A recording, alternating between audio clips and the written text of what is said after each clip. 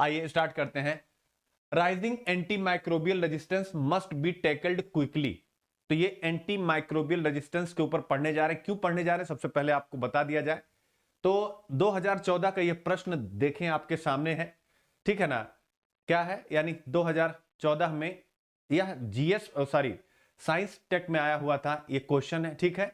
तो आप देख सकते हैं 2014 का क्वेश्चन है, GS 3 कहीं पर भी पूछ सकता है, कुछ पता नहीं कहां क्या पूछ ले। क्या एंटीबायोटिकों का अति उपयोग और डॉक्टरी नुस्खे के बिना मुक्त उपलब्धता भारत में औषधि प्रतिरोधी रोगों, इसी को बोलते हैं इंग्लिश में एंटी माइक्रोबियल रेजिस्टेंस, के आविर्भाव के अंशदाता हो सकते हैं? Can over use and free availability of antibiotics without doctors prescription be contributors to the emergence of drug resistance disease in India? तो जो ड्रग रेजिस्टेंस डिजीज है वही है एंटी माइक्रोबियल रेजिस्टेंस भी, ध्यान रखिएगा। तो ऐसे में इसके रीजन क्या है? एंटीबायोटिकों का हम खूब उपयोग कर रहे हैं और डॉक्टर के प्रिस्क्रिप्शन के बिना कर रहे हैं, तो क्या एक रीजन है ये? बिल्कुल रीजन है। यह देखिए यूपीएससी क्वेश्चन पूछ चुका। फिर इसके बाद कहा गया अनुवीक्षण और नियंत्रण की क्या क्रिया विधियां उपलब्ध हैं? What are the available mechanism for monitoring and control, यानी मॉनिटरिंग करने के लिए और कंट्रोल करने के लिए क्या क्या हमारे पास प्रोग्राम है। तो आज हम वह प्रोग्राम भी आपको कराने वाले हैं कि क्या प्रोग्राम है मॉनिटरिंग करने के लिए और कंट्रोल करने के लिए बहुत अच्छे से, यानी भारत का राष्ट्रीय प्लान क्या है इसके, यानी एंटी माइक्रोबियल मॉनिटरिंग और कंट्रोल के लिए। इसके अलावा इस संबंध में विभिन्न मुद्दे कौन कौन से हैं उस पर चर्चा कीजिए। Critically discuss the various issue involve. तो मैंने क्या कहा, ये एडिटोरियल आप देख सकते हैं। GS 3 विज्ञान एवं प्रौद्योगिकी विकास एवं अनुप्रयोग और रोजमर्रा के जीवन पर इसका प्रभाव, यहीं से आया है, रोजमर्रा के जीवन पर इसका प्रभाव, यानी साइंस टेक में जो भी डेवलपमेंट हो रहे हैं इनका एप्लीकेशन और इफेक्ट इन एवरीडे लाइफ, याद रखिएगा। तो ये यूनिट जो साइंस एंड टेक की पहली यूनिट है GS 3 की, वहां से सीधा सीधा की जो भी वैज्ञानिक जगत में घटनाएं घटित हो रही उसका रोजमर्रा के जीवन पर क्या इंपैक्ट पड़ रहा है, यानी एंटी माइक्रोबियल रेजिस्टेंस, यह इसी खंड से आ रहा है GS 3 से, ध्यान रखिएगा। तो वही है एडिटोरियल आपके सामने, बिजनेस लाइन अखबार का, rising anti microbial resistant must be tackled quickly, यानी इसे बहुत जल्दी संभालने की जरूरत है। इसका मतलब आपको पता लग गया IQ-IP क्या हो गया, यानी सीधा आपके लिए एग्जाम पॉइंट ऑफ व्यू से इंपॉर्टेंट है। अगर मेंस में इंपॉर्टेंस ये रखता है तो प्रीलिम्स में अपने आप रखता है, ठीक है। प्रीलिम्स में तो कभी भी पूछ सकता है। एंटी माइक्रोबियल रेजिस्टेंस के बारे में भारत ने उसको रोकने के लिए जो कार्य योजना बनाई है उसके बारे में, यानी नेशनल एक्शन प्लान के बारे में, प्रीलिम्स में तो कुछ भी पूछ सकता है। तो प्रीलिम्स के लिए तो अपने आप मस्त इंपॉर्टेंट टॉपिक हो गया। इनफैक्ट यही पूछ सकता है कि एंटी माइक्रोबियल रेजिस्टेंस क्या होता है, ये आपसे पूछ सकता है।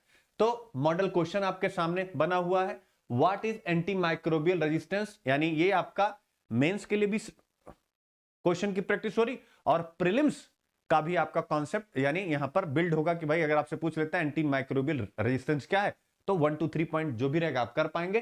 रोगाणु रोधी प्रतिरोध क्या है? What are the cause for the rising AMR, मेरे प्यारे बच्चों, बढ़ते AMR के कारण क्या है, यानी ये क्यों बढ़ रहा है? एंटी माइक्रोबियल रेजिस्टेंस क्यों बढ़ रहा है?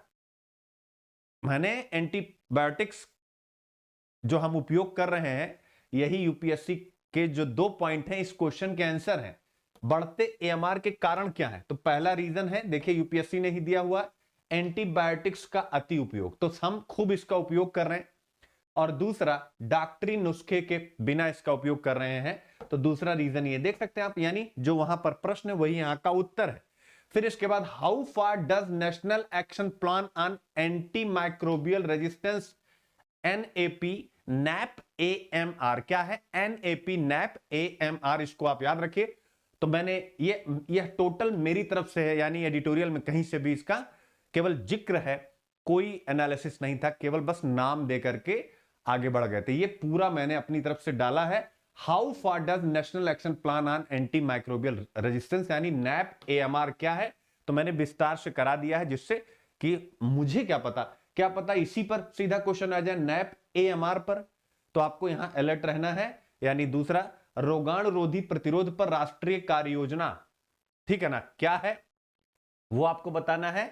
इसके बाद यह किस प्रकार से एड्रेस करता है the challenges of rising AMR in India, तो ये कार्य योजना भारत में बढ़ती AMR की चुनौतियों का कितना समाधान करती है, यानी ये कहां तक सहायक है। तो आपको वो सारा प्लान पता होना चाहिए और प्लान के बाद हम बता देंगे कि भाई प्लान बेहतर है, अगर इसको बेहतर ढंग से इंप्लीमेंट किया जाए तो ये स्वाभाविक रूप से अच्छा लाभ प्रदान करेगी, लेकिन अभी तक इसको बेहतर ढंग से इंप्लीमेंट नहीं किया गया। तो आप देख सकते हैं मोड ऑफ द क्वेश्चन आपको पता लग गया। अब हम यहां पर लिखा हुआ prelims concept what is anti microbial resistance AMR, लेकिन अभी हम AMR पर नहीं जाएंगे। अभी हम सबसे पहले बताएंगे मुद्दा क्या है जिस पर यह एडिटोरियल लिखा गया। मुद्दा क्या है, यानी हम क्यों इस एडिटोरियल पर चर्चा कर रहे हैं। तो ये करंट में बड़ा चर्चा में है कि निमोनिया की एक दवा होती है मेरे प्यारे बच्चों, निमोनिया को क्योर करने के लिए, निमोनिया को ठीक करने के लिए, निमोनिया को ठीक करने के लिए एक दवा होती है। उस दवा का नाम आप लोगों को याद रखना है प्रीलिम्स में, कार्बापेनम नाम है उसका। क्या नाम है उसका? नाम है कार्बापेनम। क्या नाम है, एक बार मेरे साथ रिवीजन कर लीजिए जिससे यही याद हो जाए, कार्बापेनम। एक बार फिर से, कार्बापेनम, ठीक है, ओके।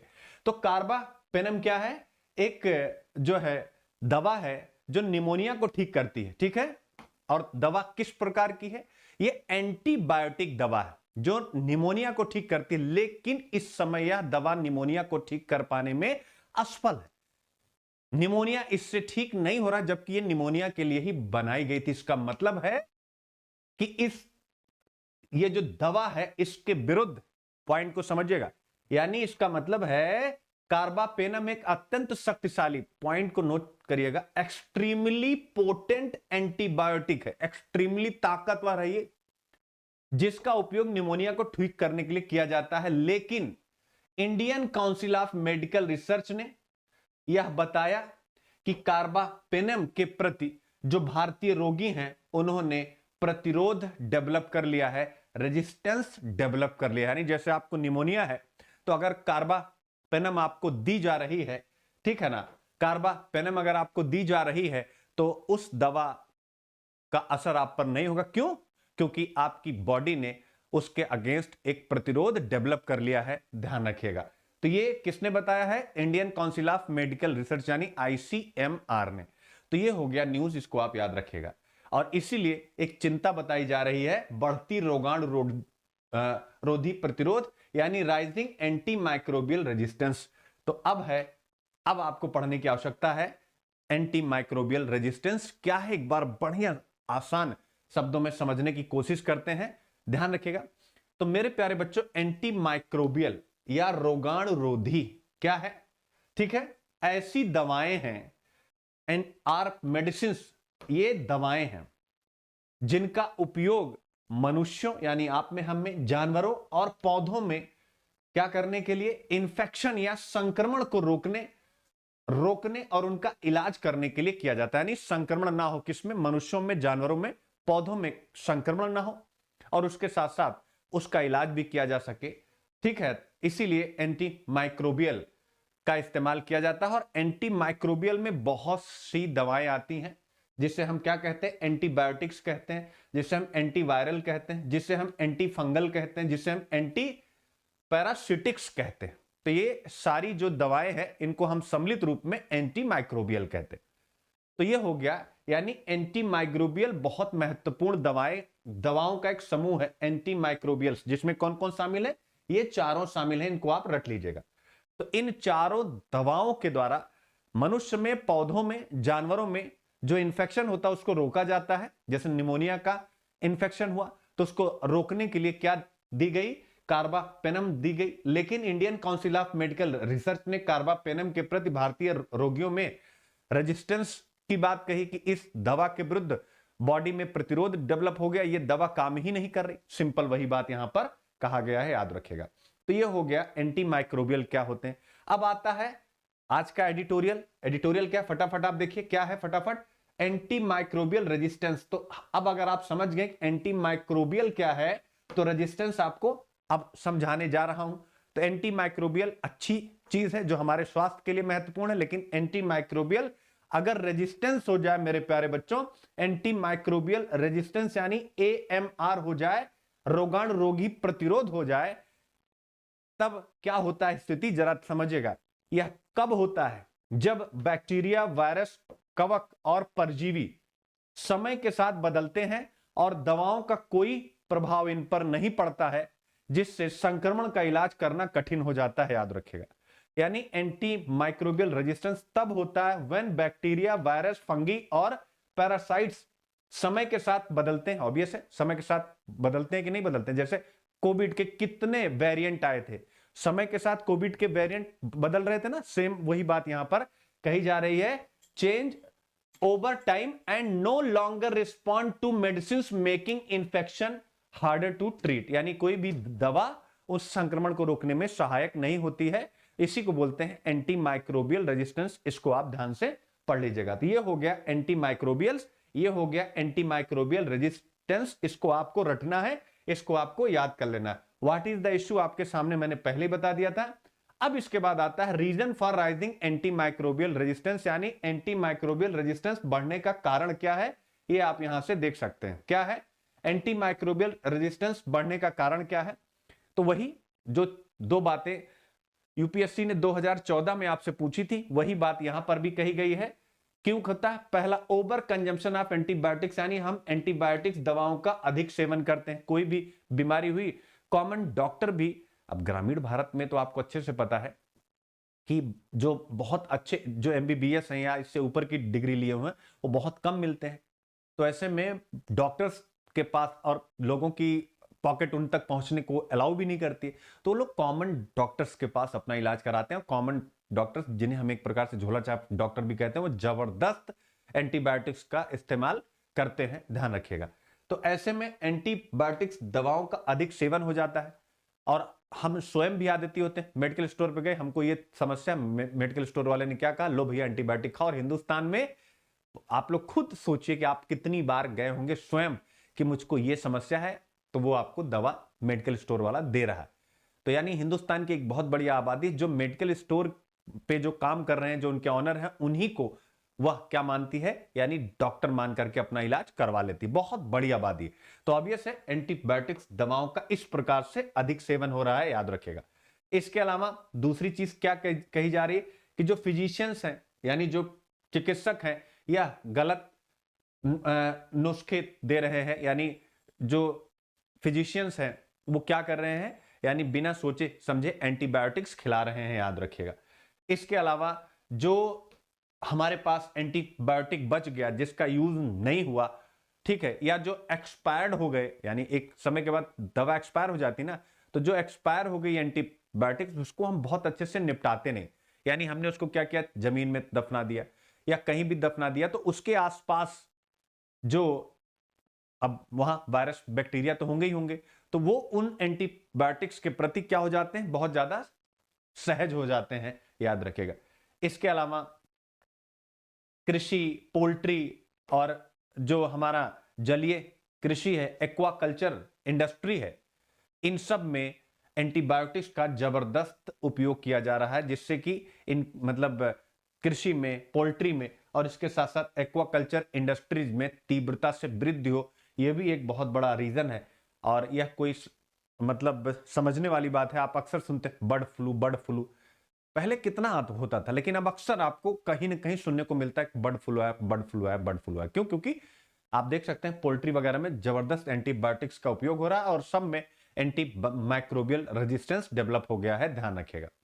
ठीक है, अब आते हैं problems that lead to rising anti microbial resistance. इसको आप याद रखिएगा, ठीक है ना, यानी क्यों ये समस्या हमारे सामने क्यों आ रही है। तो उसके पीछे लिखा हुआ कि एंटीबायोटिक उपयोग निगरानी की एक औपचारिक प्रणाली की कमी, यानी हमारे पास निगरानी का कोई सिस्टम नहीं है, यानी हमारे पास कोई फॉर्मल सिस्टम नहीं है कि हम एंटी माइक्रोबियल जो भी इस्तेमाल हो रहे हैं उसकी निगरानी कर सकें कि सही है कि गलत है। ठीक है, इसका मतलब क्या है, इनका कहने का जो मतलब होगा कि मान लीजिए कि आपको किसी फिजिशियन ने एंटीबायोटिक्स दी, तो कोई एक चेक करने वाला होना चाहिए 5 मिनट में कि हाँ भाई, कोई एक्सपर्ट बैठाना चाहिए कि ये एंटीबायोटिक्स देना कंपलसरी है या कंपलसरी नहीं है। इस प्रकार की यानी निगरानी की बातचीत की गई है, याद रखेगा।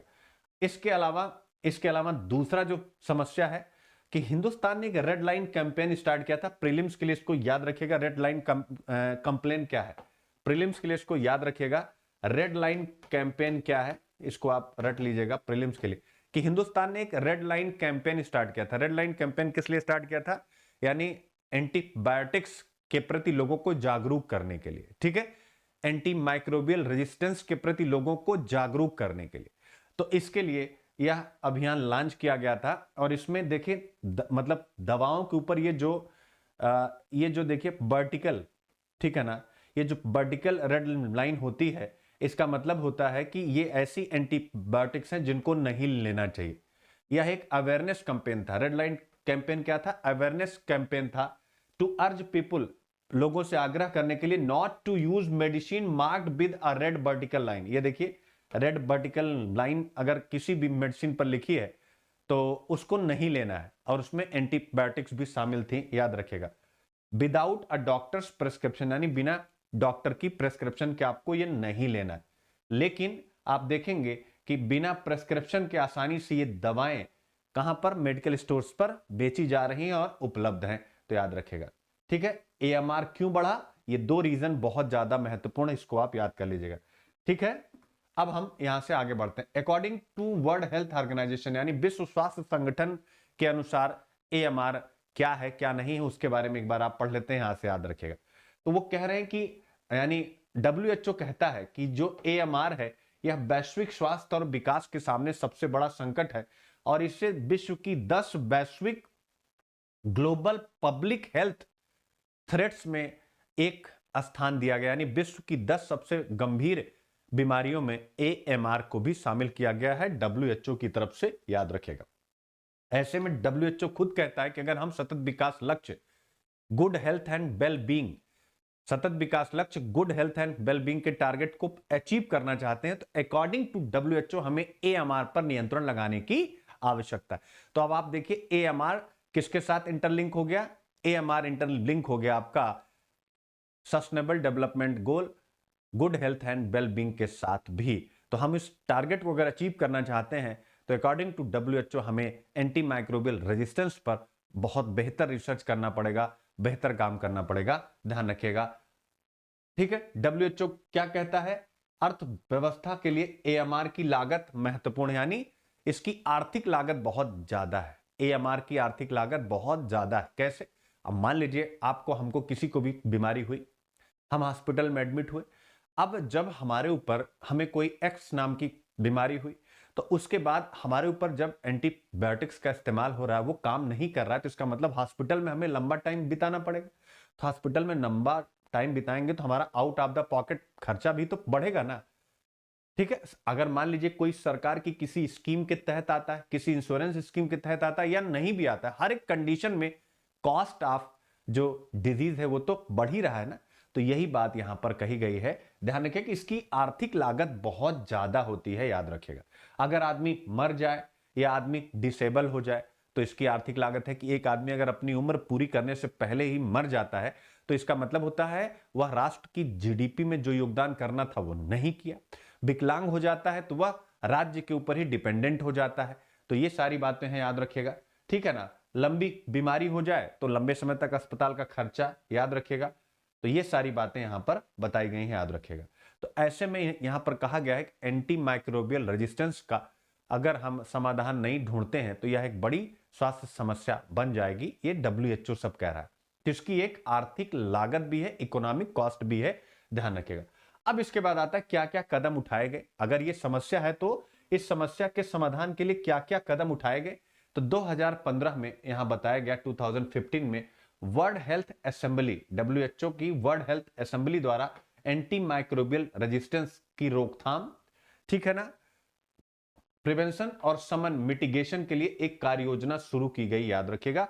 और इसी की तर्ज पर भारत ने, अब चूंकि हमें भारत के बारे में ज्यादा लिखना है, WHO का केवल उल्लेख भर करना है, कोई भी प्रश्न पूछता है तो यहां पर हमने बता दिया कि भाई WHO ने किया और हिंदुस्तान ने क्या किया कि उसका अनुकरण किया। और हिंदुस्तान ने अनुकरण करते हुए आप देख सकते हैं 12वीं पंचवर्षीय योजना के दौरान, 12वीं पंचवर्षीय योजना के दौरान 2017 में, 2017 में क्या किया, AMR को मिटिगेट करने की वैश्विक समझ और AMR NAP AMR पर राष्ट्रीय कार्य योजना लागू की, जिसको हम यहां अच्छे से देख सकते हैं, जिसे हम कह सकते हैं राष्ट्रीय रोगाणुरोधी प्रतिरोध रोकथाम कार्यक्रम। मेरे प्यारे बच्चों याद रखिएगा, ठीक है ना। National action plan on AMR, NAP AMR भी इसे बोलते हैं, तो आप इसको याद कर सकते हैं, याद रखिएगा। तो राष्ट्रीय रोगाणुरोधी प्रतिरोध रोकथाम कार्यक्रम बोले या एएमआर, एनएपी एएमआर बोले, कुछ भी हम बोल सकते हैं। ये हमने प्रारंभ किया 12वीं पंचवर्षीय योजना के दौरान, याद रखिएगा। NAP AMR, national action plan on AMR, इसको आप रट लीजिएगा। क्या है? National action plan on AMR, इसको आप याद कर लीजिएगा, ठीक है ना। ये हमने 2017 में प्रारंभ किया है, याद रखिएगा। 12वीं पंचवर्षीय योजना 2012-17 के अंतर्गत राष्ट्रीय रोगाणुरोधी प्रतिरोध रोकथाम कार्यक्रम शुरू हुआ, एनएपी, ठीक है ना। एनएपी एएमआर 2017 में शुरू हुआ, यानी उस समय 12वीं पंचवर्षीय योजना का समय था, यह याद रखेगा। अब आता है इस कार्यक्रम के मुख्य उद्देश्य क्या। इंग्लिश मीडियम के बच्चे यहां से पढ़ लेंगे, सब लिखा हुआ। The main objective of this program are as follows. तो क्या क्या है यहां से हम देख सकते हैं। इस कार्यक्रम के मुख्य उद्देश्य क्या है, इसको रटना पड़ेगा, क्योंकि सीधा सीधा इसी प्रोग्राम पर ही क्वेश्चन आपसे पूछ सकता है। कि आपसे पूछ सकता है कि एंटी माइक्रोबियल रेजिस्टेंस बढ़ता जा रहा है, इसको रोकने के लिए राष्ट्रीय रोगाणु प्रतिरोध रोकथाम कार्यक्रम कहां तक सहायक साबित होगा, ठीक है। इस प्रकार के प्रश्न भी आपसे पूछे जा सकते हो। प्रीलिम्स के लिए तो ऑब्वियस है, इसके उद्देश्य क्या है, ये किस प्रकार से काम करता है, यानी क्या क्या एक्टिविटी की जाती हैं, तो ये सारे आपके प्रीलिम्स में भी पूछा जा सकता है। इस कार्यक्रम के मुख्य उद्देश्य इस प्रकार है। देश में प्रयोगशाला आधारित एंटी माइक्रोबियल रेजिस्टेंस निगरानी प्रणाली के लिए 30 प्रयोगशाला का समूह स्थापित करना, यानी एएमआर पर बेहतर रिसर्च करना, और सार्वजनिक स्वास्थ्य के महत्व के रोग जनकों के लिए रोगाणुरोधी प्रतिरोध पर गुणवत्तापरक डेटा उत्पन्न करना, यानी कि हमारे पास एक बेहतर डेटा होना चाहिए। एंटी माइक्रोबियल रेजिस्टेंस पर रिसर्च और डेटा, आप इसको चाहें बस इतने शब्दों में लिख लीजिएगा, क्योंकि डेटा रहेगा तो हम उसके आधार पर बेहतर डिसीजन ले सकेंगे। इसके अलावा संक्रमण की रोकथाम के लिए दिशा निर्देश और पद्धतियों को मजबूत करना, और एंटीबायोटिक्स के विवेकपूर्ण उपयोग को बढ़ावा देना। और तीसरा है एंटीबायोटिक्स के विवेकपूर्ण उपयोग के बारे में स्वास्थ्य देखभाल प्रदाताओं यानी हॉस्पिटल, डॉक्टर्स और समुदाय के बीच जागरूकता उत्पन्न करना। ये 3 इसके उद्देश्य हैं। इन्हीं उद्देश्यों के तहत यह एक्टिविटी करता है। कौन कौन सी एक्टिविटी करता है, तो तीनों उद्देश्य आप याद कर लीजिएगा, और कौन कौन सी एक्टिविटी करता है वो आपके सामने है। विभिन्न भौगोलिक क्षेत्रों में रोगाणुरोधी प्रतिरोध रोकथाम के लिए निगरानी प्रणाली। दूसरा, एंटीबायोटिक्स का विवेकपूर्ण उपयोग। तीसरा है राष्ट्रीय संक्रमण रोकथाम दिशा निर्देशों का विकास और कार्यान्वयन। इसके अलावा संबंधित क्षेत्रों में पेशेवरों का प्रशिक्षण और क्षमता निर्माण, यानी डॉक्टर वगैरह जो क्या कर रहे हैं कि प्रेस्क्रिप्शन लिखे जा रहे हैं एंटीबायोटिक्स का, उनको प्रशिक्षित करना। एंटीबायोटिक्स दवाओं के विवेकपूर्ण उपयोग के बारे में जानकारी प्रसारित करने के लिए जो है प्रत्येक प्रकार के संचार साधनों का इस्तेमाल करना। बैक्टीरियल प्रकार या संवर्धन के लिए राष्ट्रीय संग्रहण का निर्माण करना। आप इसको याद कर लीजिएगा, ठीक है ना। ठीक है, तो ये सारी बातें हैं। अब economic concern related to AMR, आप यहां से ध्यान रखिए। अकेले 2019 में एएमआर के कारण 10 लाख से अधिक लोगों की जान चली गई। अब देखिए, और इसके आर्थिक नुकसान कितने, कि जिन लोगों को जीडीपी में योगदान करना था वो 10 लाख लोग क्या हुए, मृत्यु को प्राप्त हुए एएमआर के कारण। और ये कितनी बड़ी आबादी है आप यहां से देख सकते हैं, ठीक है ना। और यहां पर अनुमान लगाया कि भारत जैसे कम आय वाले देश 2050 तक अपने सकल घरेलू उत्पाद का 5% से अधिक खो सकते हैं, ठीक है ना। क्लियर है, यानी जीडीपी का 5% कम होगा due to anti microbial resistance. क्यों? अगर जिंदा है तो ज्यादा उनका आउट ऑफ द पॉकेट खर्चा बढ़ रहा है, अगर डेथ हो गई तो ऑब्वियस उनका योगदान नहीं मिल पाएगा। इन दोनों रीजन से जीडीपी पर असर पड़ेगा, याद रखें। अब आता है, ठीक है, 19 में बता ही दिया गया कि 10 लाख से अधिक लोगों की जान चली गई है, याद रखें। इसके अलावा एक एनवायरमेंटल कंसर्न भी है एएमआर को लेकर के, कि भारत की नदियों में एंटीबायोटिक प्रदूषण लगातार बढ़ रहा है। यानी हम जैसे एग्रीकल्चर में, प्लांटेशन में, इन सब में भी तो एंटीबायोटिक दवाओं का इस्तेमाल करते हैं, तो उसके कारण से नदियां प्रदूषित हो रही हैं, आप यहां से देख सकते हैं, ठीक है। तो ये सारी बातें हैं। और हिमाचल प्रदेश में बद्दी फार्मास्यूटिकल हब में सिरसा नदी बहती है और वहां पर एंटीबायोटिक प्रदूषण एक प्रमुख रूप से देखा जा सकता है, याद रखिएगा, ठीक है ना। सिरसा रिवर, और यह सिरसा रिवर कहां है? बद्दी फार्मास्यूटिकल्स के आसपास है इन हिमाचल प्रदेश, और वहां पर एंटीबायोटिक्स का सबसे गहरा असर देखा जा रहा है, याद रखेगा। तो इसका मतलब